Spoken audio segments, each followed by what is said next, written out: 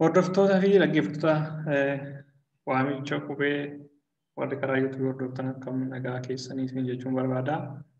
Akkasuma warri karaa laayivii hordoftan illee. Egaa akkuma itti fufeetti jira sirni tuqaalee egaa kutaa kutaatti adda qoonnee barumsaa sirna tuqaalee afaan Oromoo barachaa jirra. Egaa sirna tuqaalee keessaa akkuma yeroo darbe eegalletti muraasa barannee turre kutaa kutaatti adda qoonnee. Har'as sirna tuqaalee muraasa keessaa lamarratti xiyyeeffanneeti kutaa barnoota keenya 22ffaa qabannee kasniif dhiyaanne. Egaa sirna tuqaalee tartiiba isaaniitiin tarreessinee turre amma danda'ameen yeroo darbe. Egaa isaan immoo tokko tokkoon ilaalaa jirra. Adda adda qoonnee faayidaa isaanii akkamitti akka fayyadamnu maaliif immoo afaan Oromoo keessatti maaliif akka fayyadamnu ilaalaa jirra waan ta'eefi. Kanaaf nu hordofaa isiniin jennaa namoonni chaanaalii keenyaaf haaraa taatan immoo chaanaalii keenya sabiskiraayib godhaa, sheer godhaa, laayik godhaa nu jajjabeessaa nurraa baradhaa isiniin jennaa akkasuma yaada koomentii yoo qabaatan nuuf kaasiniin jennaa akkasumas immoo namoonni shaakalaan itti fudhatanii barachuu barbaadan karaa garee keenya teelegiraamii waamicha qubee jedhuun jooyin nu gochuu dandeessu jechuudha. Garjallaa diskiriipshinii viidiyoo kanarraa ni argattu. Egaa itti fufnee barumsuma keenya har'aa walii wajjin ni ilaalla. Isa har'aa osoo ilaalii yeroo darbe barumsa keenya kutaa 21ffaa irratti waa'ee waraabbii ilaallee turre mallattoo waraabbii namoonni baay'een achirra ilaaltanii gaafataniittu warri nu hordoftan nurraa barattan galatoomaa isiniin jennaa warri nu hordofin illee duuba deebi'aatu waa'ee waraabbii akkamitti akka fayyadamnu ilaalaa isiniin jechuun barbaada. Garuu barumsa keenya irratti hin ce'a. Egaa barumsi keenya har'aa kan irratti xiyyeeffatu buufata xiqqaa fi sarara xiqqaa jedha. Buufata xiqqaa fi sarara xiqqaa. Egaa akkuma kutaa barnoota keenya jalqaba waa'ee sirna tuqaalee yeroo ilaallu tarreessine san keessaa isaan kun sirna tuqaalee keessaa lama. Isaan kun walitti qabeetan kutaa barnoota keessatti dhiyeesse maaliif gaggabaaboodha yookiin faayidaan isaanii gabaabaadha waan ta'eef akka warra kaanitti wal bira qabne yoo ilaalle qabxiinis keessatti ilaallu yookiin kutaa barnoota kana keessatti ilaallu har'aa baay'atu gaggabaabsine ilaalla faayidaa isaanii. Faayidaa sarara xiqqaa fi buufata xiqqaa. Okay, mee adda qoonnee haa ilaallu tokko tokkooni. Jalqaba irratti mee buufata xiqqaa haa ilaallu. Buufata xiqqaa. Buufanni xiqqaa faayidaan isaa maalii? Maaliif fayyadamna? Yoom immoo fayyadamna? Akkamitti immoo fayyadamna kan jedhu akka hubannuuf jalqaba buufata xiqqaa ilaallee ergasii sarara xiqqaa itti fufnee ilaalla jechuudha. Kanaafuu duukaa bu'aa isinii jechuun barbaada. Egaa akkuma kutaa barnootaa sirna tuqaalee keessatti yeroo jalqabaa jedhee mallattoo isaanii wajjin kaa'ee buufanni xiqqaa kuni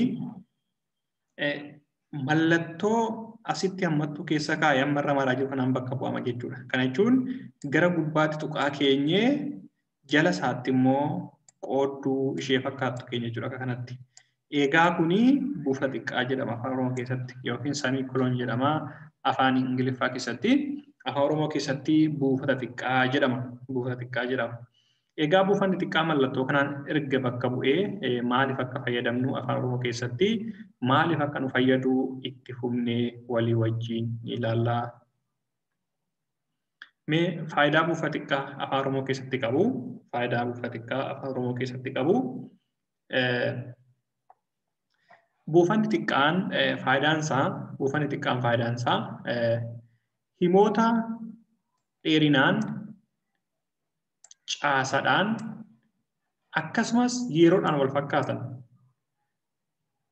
wal madaalan gidduu yoo seenee himoota sana hima tokko ni taasisa jechuudha. Egaa kun faayidaa buufata xiqqaa. Buufata xiqqaan himoota dheerinaan akkasumas caasadhaan akkasumas yeroodhaan wal madaalan gidduu seenee maal godha jechuudha. Himoota sana himoota tokko taasisa jechuudha. Himoota garaagaraa kana tokko taasisa jechuudha. Kun faayidaa buufata xiqqaati. buufata xiqqaa faayidaa isaa guddaadha jechuudha. Egaa kaa himoota dheerinaan wal fakkaatan jechuun maal jechuudha? Himoota caasadhaan wal fakkaatan jechuun maal jechuudha? Himoota yeroodhaan wal madaalan jechuun maal jechuudha? Jedheenii xiqqoo yaaduma muraasa asirratti haa kaa'u. Maaliif egaa kun waa'ee caasaa himaa kutaalee himaa barattanii jirtu amma tokko yeroo darbe keessatti caasaa himaa sirriitti gadi bu'ee isin barsiise caasaa himaa tokko waan baay'ee of keessaa qaba. Egaa gabaabumatti dheerina himaa jechuun baay'ina jechoota isaanii ijaaramaniin kan wal madaalu jechuudha. Dheerina himaa jechuun dheerinni hima tokkootiin himoonni wal madaalan yommuu jennu baay'ina jechoota isaanii irraa ijaaramanii yoo wal madaalan fakkeenya himni tokko jechoota afurraa ijaarama yoo ta'e himni itti aanullee jechoota afurraa yookiin isa madaaluu qaba jechuudha. Adda fagaachuu qaban baay'ina jechootatiin. Himoota akkasii himoota dheerinaan wal gitan jennaan jechuudha. Himoota dheerinaan wal gitan jennaan jechuudha. Himoota dheerinni isaanii yookiin baay'inni jechoota isaanii walitti dhiyaatu yookiin immoo yeroo dubbisnutti yeroo wal fakkaataa keessatti kan dhuman yoo ta'e himoonni suni himoota dheerinaan wal fakkaatan jenna jechuudha. Inni biraa immoo caasaa himaatiin. Caasaa himaa kan jechuun yeroo darbe caasaa himaa keessaa muraasa ilaalle turre fakkeenyaaf gulummoo fi xumurtuu ilaalle turre. Gulummoo fi xumurtuu ilaalle turre. Caasaan himaa kan biraas of keessa qabaachuu danda'a. Fakkeenya himni tokko ibsa maqaa of keessa qabaachuu danda'a. Ibsa xumuraa of keessa qabaachuu danda'a. Kanaafuu bamaqaa of keessa qabaachuu danda'a. Kan kana ofitti dabalateeti caasaa himaa jedhama. Egaa amma asirratti himoonni tokko caasaadhaan wal madaalan yoo jennu himni tokko xumurtuu fi himni jalqabaa tokko fakkeenyaaf xumurtuu fi gulummoo qofa qaba yoo ta'e himni ittaanu sunillee sara xiqqaa kanaan buufata xiqqaa kanaan adda qoodamuudhaa fi maal qabaachuu qaba jechuudha xumurtuu fi gulummoo qofa qabaachuu qaba jechuudha. Akkasuma himni tokko kan biraatiin wal madaalu fakkeenyaaf amma gulummoo ibsa maqaa xumurtuu qaba yoo ta'e himni lammaffaa sunillee akkuma sana caasaa kana fakkaatu qabaachuu qaba jechuudha. Kanaan himoonni sun caasaadhaan wal fakkaatan yoo jennu caasaa isaan qaban sun wal madaaluu danda'uu qaba jechuudha. Himoota caasaadhaan wal fakkaatan jechuun. Egaa kan kun waa'ee himaa hunduratti hin baranna yeroo sana sirriitti isiniif galakaa caasaa himaa gosoota himaa maalummaa himaa sirriitti gaafa baranne akkaataa qoodamsa himaa sirriitti isiniif gala. Ammaaf yaadicha himoota caasaa wal fakkaatan jechuun himoota kutaan isaa xumurtuu gulummoon isaa ibsi maqaa xumurtuu isaanii wal madaalaa ta'e yookiin baay'inni isaa yookiin immoo akkaataan caaseffama isaanii wal fakkaatu. Fuuldura fakkeenyaaf fudhanne ilaallu isiniif gala jedheetan yaada. Akkasuma inni biraa immoo himoota yeroodhaan wal madaalan. Yeroodhaan himoota wal madaalan. Yeroodhaan jechuun ta'iidhaan jechuudha. Fakkeenyaaf himni sun himni tokko waa'ee amma ta'aa jiru yoo himaatti hima ta'e yookiin waa'ee amma ta'aa jiru haasaa jira yoo ta'e himni lammaffaa sunillee waa'ee amma ta'aa jiru haasa'uu qabaa jechuudha. Wal fakkaataadha himoonni yaadni isaanii yeroo isaan ta'in sun ta'e wal fakkaata. Fakkeenyaaf yeroo darbe keessa yoo ta'e lachuun isaanii yeroo isaanii yookiin ennaa jenna afaan Oromoo keessatti afaan Ingiliffaa tense jennu sanii ennaansaa wal fakkaachuu danda'uu qaba jechuudha. Ennaansaa wal fakkaachuu danda'uu qaba. Waa'ee ennaas immoo kutaa barumsa irraa keessatti ilaalla kan ennaanis maal akka ta'e. Kanaaf himoonni dheerinaan caasaa fi yeroodhaan wal madaalan gidduu galeetii himoota garaagaraa hima tokko taasisaa jechuudha buufata xiqqaan. Akkamitti mee fakkeenyatti humne ilaalla. Okay, kana ittan deebi'a. Himatti fakkeenya ilaallatu ittan deebi'a. Fakkeenyaaf lataan ni qo'ata. Hima tokko lataan ni qo'ata. Sara xiqqaa keenyee boontuun ni rafti. Amma gochoonni kuni caasaadhaan wal fakkaatu, dheerinaan wal fakkaatu, yeroodhaan wal fakkaatu yoo jenne eeyyee akkamitti fakkeenyaaf lataan ni qo'ata yoo jenne yeroo lataan qo'atu sanitti boontuun immoo maal gochaa turte rafaa turte jechuudha. Galgaluma amma namni fakkeenyaaf guyyaa haa ta'u galgalas ta'u yeroo lataan qo'achaa ture sanitti boontuun rafaa turte. Himoonni kuni ta'ii yerootiin wal fakkaatu yeroo tokkotti ta'aa jiru jechuudha. Akkasuma immoo dheerinaan wal fakkaatu eeyyee lataan ni qo'ata jechuma sadii of keessaa qaba. Boontuun ni rafti jecha sadii of keessaa qaba. Ulaagansaa dheerachuudhaan wal fakkaata. Caasaadhaan eeyyee caasaadhaan illee wal fakkaata. Akkamitti lataan kan jedhu gulummoodha. Qo'ata kan jedhu xumurtuudha. Boontuu kan jedhu gulummoodha. Rafti kan jedhu xumurtuudha. Dabalata immoo fuulduree kan agarsiisan ni kan jedhan kuni ni jiru jechuudha. Ni jiru jechuudha. Isa waluma fakkaata. Caasaan hima kanaayyuu maal ta'a jechuudha? Waluma fakkaata jechuudha. Waluma fakkaata. Kanaafiyyuu himni kun dheerinaan wal fakkaata, caasaadhaan wal fakkaata, yeroodhaan wal fakkaata. Kanaafuu hima akkanaa kana lamaan gidduu sarara buufata xiqqaa gashuudhanii hima kana caasadhaan tokko taasisnaa jechuudha. Caasadhaan tokko taasisna. Kanaafuu himni akkanaa kuni hima lama garaagaraa walitti dhufeeti sarara xiqqaa kana buufata xiqqaa kanaanii maal ta'e jechuudha hima tokko ta'e jechuudha. Hima tokko ta'e jechuudha. Kanaafuu faayidaa buufanni xiqqaa isa kanarra jechuudha. Akka kanatti fayyadamne jechuudha. Garuu asirratti duubatti wanti isin ibsin darbe jechuudha. Sattan deebi'aa. Garuu yoo sarara xiqqaa kana buufata xiqqaa kana gidduudhaa kaasnee tuqaa gashinee himoonni sun hima garaagaraa ta'u jechuudha. Hima garaagaraa ka'uu danda'an lama ta'u. Yoo maal ta'e yoo bakka buufata xiqqaa sana kaasnee tuqaadhaan bakka buusne tuqaadhaan bakka buusne tuqaan maal akka ta'e yeroo darbe ilaallee jirra. Kanaafuu yoo tuqaadhaan bakka bu'ee mallattoo tuqaatiin bakka bu'amee himoonni sunii of danda'anii hima garaagaraa lama ta'u jechuudha. Hima of danda'anii hima garaagaraa lama ta'u jechuudha. Kanaafuu akka kanatti fayyadamnaa jechuudha buufata xiqqaa. Egaa kaa fakkeenyaa fi himuma jalqaba lataan ni qo'ata. Boontuun biratti jennee himoota garaagaraa kana walitti qabsiisne buufata xiqqaa walitti qabsiisne hima tokko taasisne kana yoo bakka buufata xiqqaa kana tuqaa gashine yeroo kana tuqaa gashine himni kun of danda'ee hima lama ta'e jechuudha. Lataan ni qo'ata boontuun biratti hima lama ta'e jechuudha of danda'ee adda addaatti. Maaliif gulummoo qaba xumurtuu qaba gulummoo qaba xumurtuu qaba lachaan isaa waan ta'eef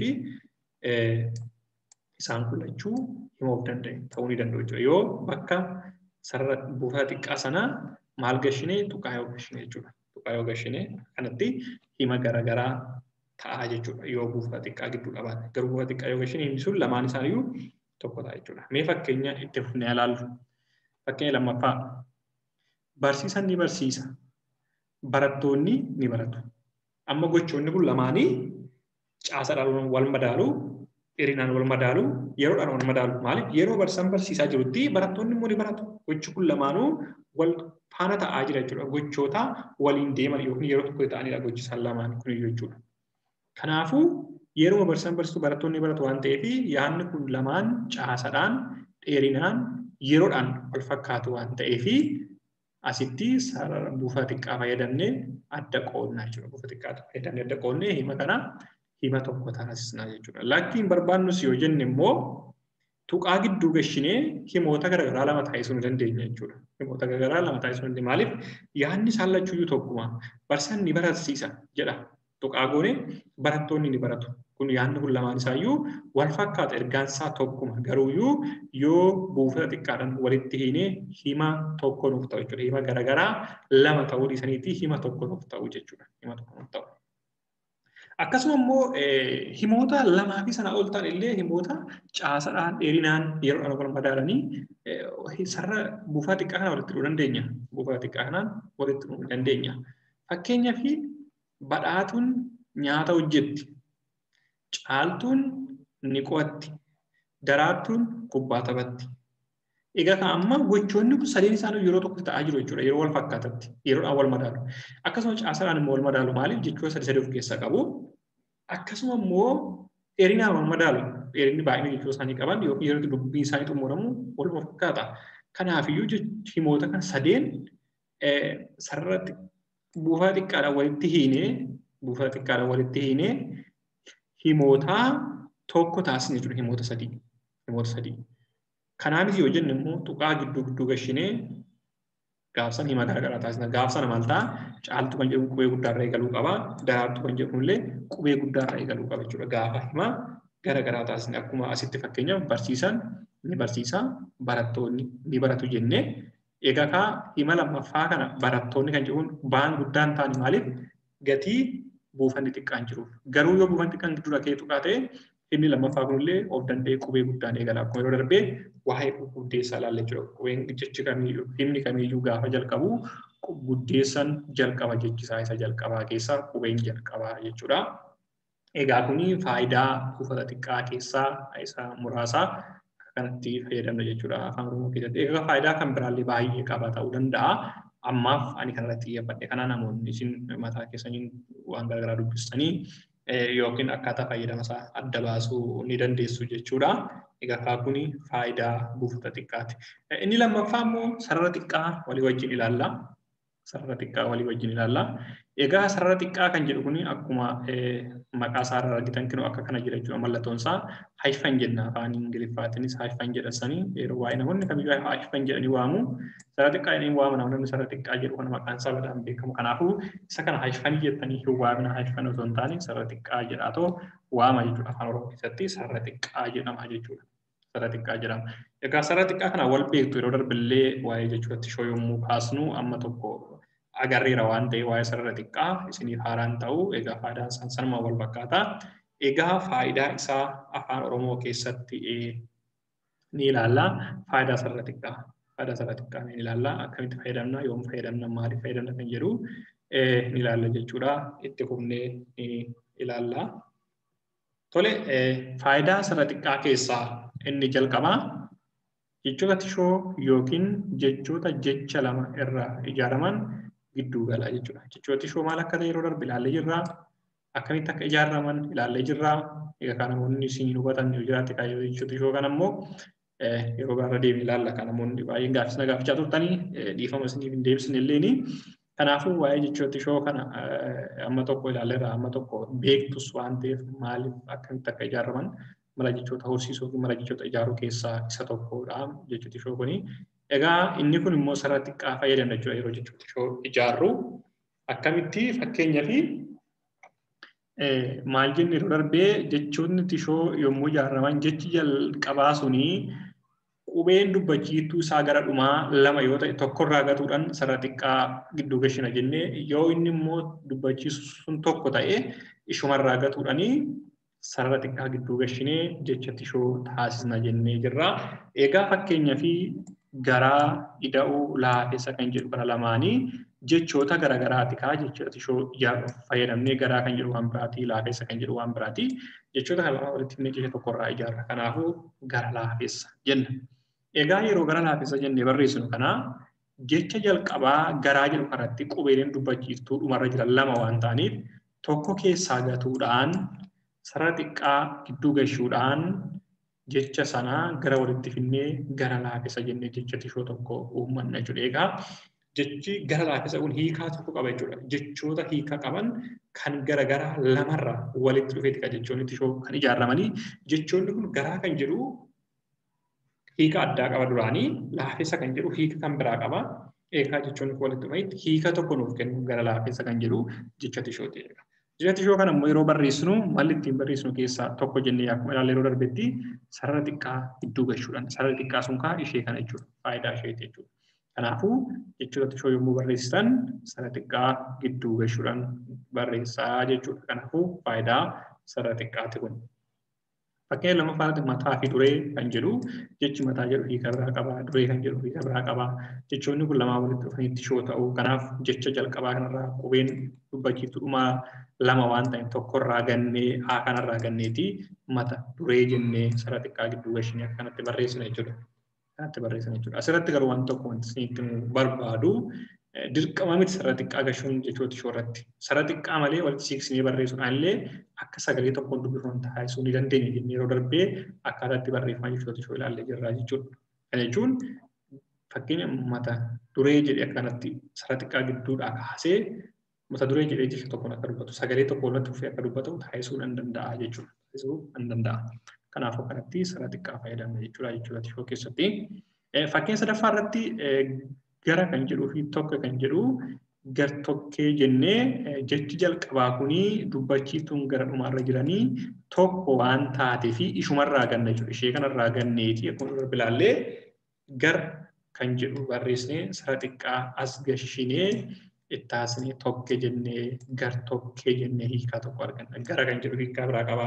Tokkee kan jedhu hiikaa biraa qaba. Walitti dhufee gar-tokkee kan jedhu jecha hiikaa tokko qabu jecha tishoo tokko arganne. Isa kanas sarara xiqqaa gidduu gashinee akka kanatti barreessina jechuudha. Kun faayidaa sarara xiqqaa keessaa isa tokko jechuudha.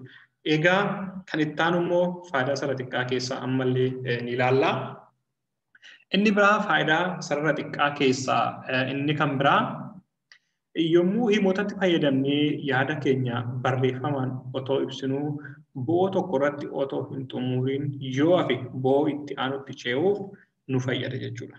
Egaa kuni barreeffama dheeraa yommuu barreessinu jechuudha. Fakkeenyaaf barreeffama keewwataa yookiin barreeffamoota hima 2, 3, 4 ol qaban yommuu barreessinu, yommuu kompiitaraan isaa barreessinu, harkaan isaa barreessinu yookiin immoo meeshaa barreeffama biraatiin isaa barreessinu, yeroo barreessinu osoo barreessaa jirru bo'oo tokko fidnee garuu yaadni sun jechisaa yoo hin dhumanne yookiin jechisaa bo'oo ulaagaa bo'oo sana akka hin cabsine wal qixxaachuusaa akka hin cabsine sana xiqqaa fayyadamnee gara duubatti as deebinee bo'oo haaraa irratti jalqabna jechuudha.